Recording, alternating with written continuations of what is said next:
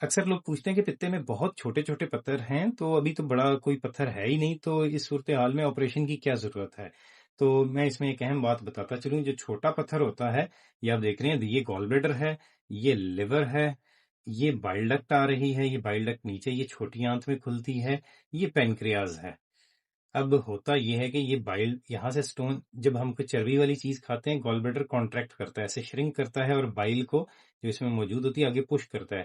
جب یہ ہوتا ہے تو ایک سٹون یہاں سے سلپ کر کے باہر آ سکتا ہوتا ہے، یہاں پہ پہنچتا ہے. اگر یہیں پہ پھنس جائے گا تو پیچھے یہ یرکان کر دے گا.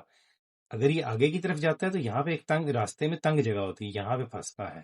جب یہاں پھنستا ہے تو پیچھے کی طرف بھی پریشر آتا ہے، اور اس طرف لبلبے کی طرف بھی پریشر آتا ہے، کیونکہ لبلبے کی اور اس کی ڈکٹ اکٹھی کھلتی ہے، جس کی وجہ سے یہاں پہ پریشر جانے کی وجہ سے لبلبے میں سوزش ہو جاتی ہے.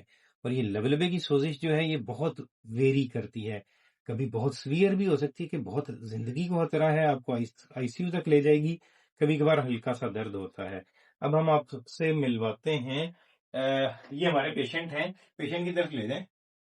ان کو یہ میرے پاس سرجری کے لیے آئے تھے، اور ہم نے ان کو دیکھا، یہ ڈسکس کر رہے تھے کہ پتے میں پتھری ہے تو آپریشن کرنا چاہیے کہ نہیں کرنا چاہیے. میں نے کہا کہ آپریشن تو کرنا چاہیے، لیکن ان کے ذہن میں کچھ تھوڑا بہت پھر بھی تھا کہ کروائیں یا نہ کروائیں، شاید ڈر تھا.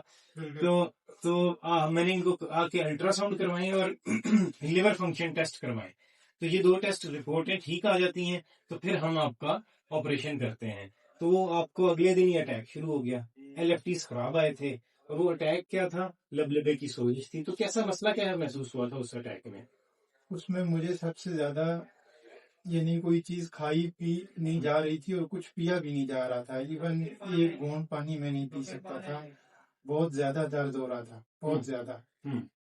تو پھر اس وقت میں ایسی صورتحال میں آپ کے پاس آیا تھا. کافی شدید درد تھا. ٹھیک ہے، میں آپ کو پھر ایمرجنسی میں بھیجا اور پھر ہم نے آپ کو ایڈمٹ کیا. کتنے دن داخل رہے تھے؟ 6 دن اس وقت میں داخل تھا آپ کے پاس. ٹھیک ہے، 6 دن داخل رہے تھے، اور لبلبے کی سوزش آپ کی کافی شدید تھی. ہمیں سی ٹی اسکین بھی کرنا پڑا، اور ہم نے آپ کے لبلبے کی سوزش کا ٹریٹمنٹ جو ہے وہ انجیکشن لگا کے، اینٹی بایوٹک انجیکشن لگا کے اور سارا کچھ کیا. جب لبلبے کی سوزش ختم ہو گئی تو پھر آپ کا ہم نے کیا کیا آگے؟